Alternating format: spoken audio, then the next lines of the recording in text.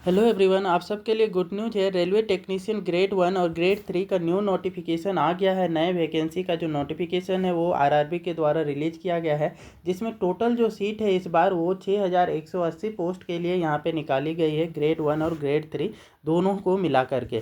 यहाँ पे इम्पॉर्टेंट जानकारी इस नोटिफिकेशन में क्या कुछ बता रखा है उसको इस वीडियो में हम डिटेल में जानेंगे कि क्या एज लिमिट है इस बार, और ये कौन कौन से स्टूडेंट किस पोस्ट के लिए अप्लाई कर सकते हैं। तो ग्रेड 1 में कौन से स्टूडेंट आपका अप्लाई कर पाएंगे, वही आपका ग्रेड जो हमारा 3 होगा उसमें कौन कौन से आपके स्टूडेंट यहाँ पे अप्लाई कर पाएंगे, क्या एज की सीमा है, वो सारी चीज़ें डिटेल में जानेंगे। ठीक है, तो ये आपका ऑफिशियल नोटिफिकेशन है इसमें आरआरबी का, जिसमें इन्होंने क्लियरली ये टेक्नीशियन 1 और टेक्नीशियन ग्रेड 3 के लिए ये आपका निकाला गया है, जो कि आपका पे लेवल बात बोले तो 5 में आता है। तो आरआरबी टेक्नीशियन ग्रेड 1 में जो पे लेवल आपका 5 है उसमें बेसिक जो सैलरी है 29,200 होती है, जिसमें से जो एज सीमा इस बार रखी गई है, उम्र की जो सीमा रखी गई है वो 18 से 33 वर्ष का रखा गया है। वही टेक्नीशियन ग्रेड की आपका जो है कि पे स्केल कितना है, तो ये भी आपका ग्रेड 5 में आपका 19,900 का इसका पे स्केल है।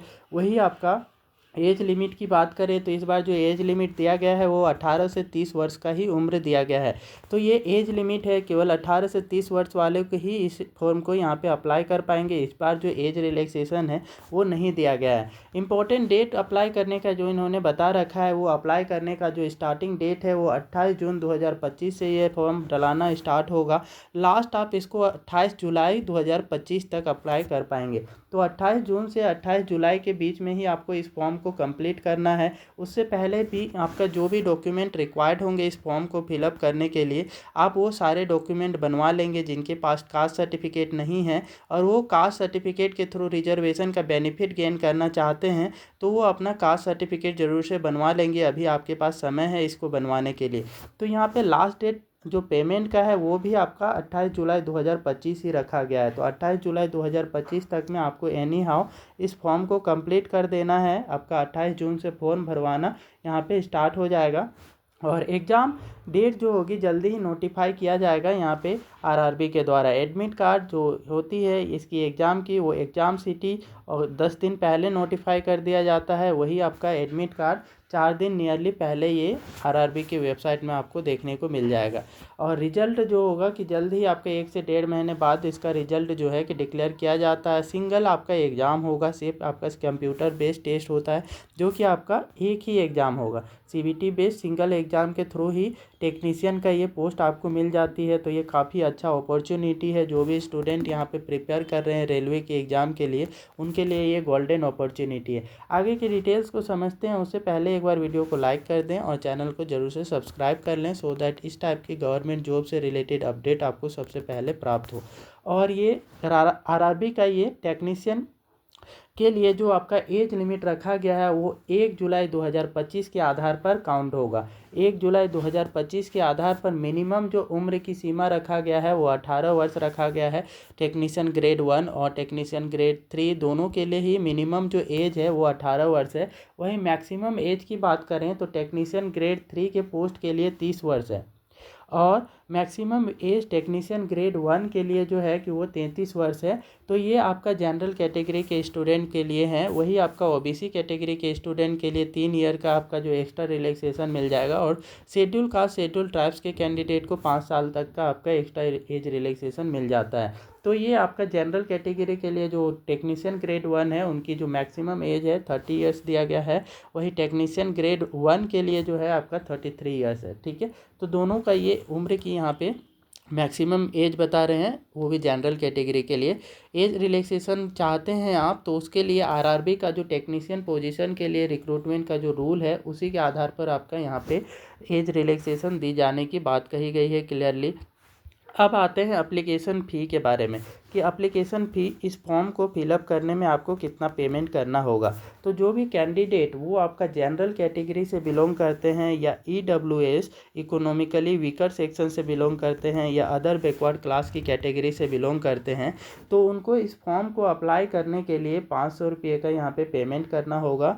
वही आपका शेड्यूल कास्ट और शेड्यूल ट्राइब्स के जो कैंडिडेट हैं, या फिजिकली हैंडीकेप्ड जो दिव्यांग कैटेगरी के कैंडिडेट हैं, उनको इस फॉर्म को अप्लाई करना चाहते हैं तो उनको 250 रुपये यहाँ पे इस फॉर्म को अप्लाई करने के लिए पेमेंट करना होगा। और जितने भी फीमेल कैटेगरी के स्टूडेंट हैं जो कि आपका इस फॉर्म के लिए टेक्नीशियन की पोस्ट के लिए ग्रेड 1 हो या ग्रेड 3 हो, इसमें अप्लाई करना चाहते हैं तो उनको सारी फीमेल कैंडिडेट के लिए 250 रुपये ही फ़ी रखा गया है। और करेक्शन का चार्ज रखा गया है 250 रुपये।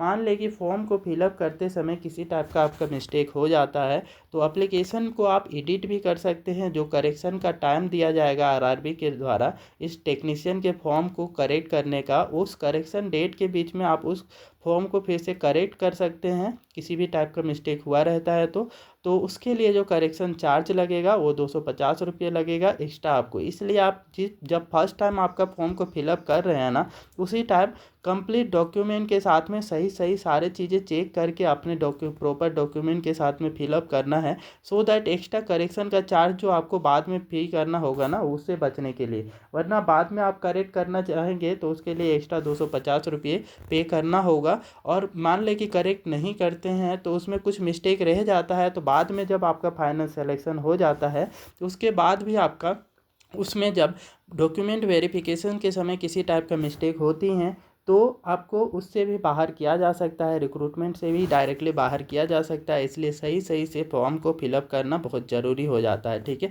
और मिस्टेक बाय चांस हो भी जाए तो ज़रूर से उस फॉर्म को आप जब करेक्शन डेट रहेगा उस ड्यूरेशन में 250 रुपये लगा कर लगे तो लगे, बट आपको उसको ज़रूर से करेक्ट कर लेना है। अदरवाइज़ जो है कि बाद में इसकी बहुत ज़्यादा पछतावा होती है, क्योंकि रेलवे जो है कि इसकी इस बार क्लियरली लिखा हुआ है नोटिफिकेशन में कि किसी भी टाइप के फॉर्म की आपकी गड़बड़ी में होती है फॉर्म और डॉक्यूमेंट में, ओरिजिनल डॉक्यूमेंट में, तो आपका रिक्रूटमेंट आरआरबी ये रिजेक्ट भी कर सकती है, ठीक है। तो ये आपका यहाँ पे क्लियरली लिखा हुआ भी है इसके नोटिफिकेशंस में। पेमेंट मोड की बात करें तो पेमेंट मोड जो है कि आप ऑनलाइन पेमेंट कर सकते हैं। तो ऑनलाइन आपका यहाँ पे पेमेंट करने का जो ऑप्शन है वो डेबिट कार्ड के थ्रू कर सकते हैं, क्रेडिट कार्ड के थ्रू भी कर सकते हैं, इंटरनेट बैंकिंग के थ्रू, आईएमपीएस और कैश कार्ड, मोबाइल वॉलेट के थ्रू आप यहाँ पे पेमेंट कर सकते हैं। ये सारे ऑप्शंस आपको अवेलेबल होंगे। अब बात करें कि क्वालिफ़िकेशन क्या मांगा गया है, क्या यहाँ पे एलिजिबिलिटी मांगी गई है टेक्नीशियन ग्रेड 1 के फॉर्म को फिलअप करने के लिए, और टेक्नीशियन ग्रेड 3 के लिए क्या क्वालिफ़िकेशन रिक्वायर्ड है। तो टेक्नीशियन ग्रेड 1 की बात करें तो इसके लिए वो कैंडिडेट इस फॉर्म को फिलअप कर पाएंगे जिन्होंने बैचलर ऑफ इंजीनियरिंग कर रखा है, या फिर बैचलर ऑफ टेक्नोलॉजी कर रखा है, या इंजीनियरिंग डिप्लोमा कर रखा है, या बीएससी कर रखा है। ये सारे कैंडिडेट आपका टेक्नीशियन ग्रेड 1 के पोस्ट को अप्लाई करने के लिए एलिजिबल होंगे। तो ये आपका क्वालिफ़िकेशन टेक्नीशियन ग्रेड 1 के जो पोस्ट है उसके लिए है। वही आपका टेक्नीशियन ग्रेड 3 के पोस्ट के लिए जो यहाँ पे क्वालिफ़िकेशन मांगा गया है वो आपका कैंडिडेट आपका 10th पास होना चाहिए। 10th में आपका पीसीएम होना चाहिए, फिजिक्स केमिस्ट्री मैथ, ये आपका कंपलसरी होना चाहिए। तो 10th में यूजुअली फिजिक्स केमिस्ट्री मैथ तो हर किसी कैंडिडेट का होता है, बट इसमें एक्स्ट्रा जो यहाँ मांगा गया है वो ITI सर्टिफिकेट मांगा गया है। तो ITI भी 10th के साथ में होना चाहिए, तभी जा कर के आप इस फॉर्म को यहाँ पे अप्लाई कर सकते हैं। 10th प्लस ITI कर रखे हैं या 12th प्लस ITI कर रखे हैं तो आप इस फॉर्म को टेक्नीशियन ग्रेड 3 के पोस्ट के लिए अप्लाई कर सकते हैं। ये कंपलसरी है ITI का सर्टिफिकेट। वो भी यहाँ पे रिलेटिव सब्जेक्ट में होना चाहिए, जो भी रिलेटिव ट्रेड है ना, रिलेवेंट ट्रेड, जैसे फीटर हो गया, डीजल मैकेनिक हो गया, मोटर मैकेनिक व्हीकल्स हो गए, ठीक है। तो ये सब आपके जो ट्रेड हैं हीट इंजन, तो इनमें से ही आपका होना चाहिए। जो यहाँ पे नोटिफिकेशन में जो ट्रेड बताए गए हैं वो ट्रेड में से होना चाहिए, तभी आप टेक्नीशियन ग्रेड 1 के लिए आप अप्लाई करने के लिए एलिजिबल होंगे। जिन ट्रेड की वैकेंसी है उसी के लिए है ये, ठीक है। How to apply for the technician online form, तो ये आपका ऑनलाइन फॉर्म अप्लाई करने के लिए इनका रेलवे का जो आरआरबी का ऑफिशियल नोटिफिकेशन का जो पेज है, ऑफिशियल वेबसाइट में इनके जाना है। और इसके वेबसाइट में जैसे ही जाएंगे तो वहाँ पे लिंक आपको मिल जाएगा। उस लिंक के थ्रू आप डायरेक्टली जा कर के वहाँ से आरआरबी के ऑफिशियल वेबसाइट के लिंक में जा कर के रजिस्ट्रेशन करके आप इसका फॉर्म को फिलअप कर सकते हैं। तो ये आपका कम्प्लीटली फॉर्म को 28 जुलाई 2025 से पहले ही कंप्लीट फॉर्म को फिलअप करके सबमिट कर देना है, क्योंकि लास्ट डेट अभी जो नोटिफिकेशन में बताया गया है वो 28 जुलाई 2025 ही बताया गया है। और ये जो एग्ज़ाम है ये CBT बेस्ड होगी कम्प्लीटली, ये कंप्यूटर बेस्ड टेस्ट एग्ज़ाम होगा। उसके बाद में डायरेक्टली आपका डॉक्यूमेंट वेरिफिकेशन किया जाएगा और मेडिकल एग्जामिनेशन होगा। यही प्रोसेस है, इन्हीं प्रोसेस के थ्रू आपका सिलेक्शन यहाँ पे सिक्योर किया जाएगा। ठीक है, तो सिंपली एग्ज़ाम एक ही देना है, कंप्यूटर बेस्ड टेस्ट ही देना है। उसके बाद डॉक्यूमेंट वेरिफिकेशन DV का टाइम आ जाएगा, मेडिकल वेरिफिकेशन, मेडिकल एग्जामिनेशन भी होगा। तो ये 3 स्टेप के थ्रू ही सिंपल तरीके से आपका यहाँ पे रिक्रूटमेंट हो जाता है। मेडिकल एग्जामिनेशन में भी आपका कोई A1 क्वालिटी के आपका मेडिकल यहाँ पे जो टेस्ट होगा वो तो नहीं होता है। ठीक है, तो A1 कैटेगरी का जो आपका मेडिकल टेस्ट ALP के पोस्ट के लिए होता है, लोको पायलट के पोस्ट के लिए होता है। टेक्नीशियन में आप P1 ग्रेड के भी हैं तो जा कर के भी मेडिकल यहाँ पे क्वालिफाई कर जाएंगे। तो ज़्यादा डिफिकल्ट मेडिकल एग्जामिनेशन नहीं होता है, मेन फोकस करना है आपको कंप्यूटर बेस्ड टेस्ट में। ये आपका क्वालिफाई हो जाता है तो बाकी की चीज़ें डॉक्यूमेंट आपके पास प्रॉपर हैं तो आप इसके लिए एलिजिबल हो जाएंगे, आपका एक जॉब है कि रेलवे में सिक्योर हो जाएगा। ये वीडियो आपको अच्छी लगी और इस टाइप की और भी वीडियोज़ के लिए कृपया वीडियो को लाइक करें, शेयर करें और चैनल को सब्सक्राइब कर लें।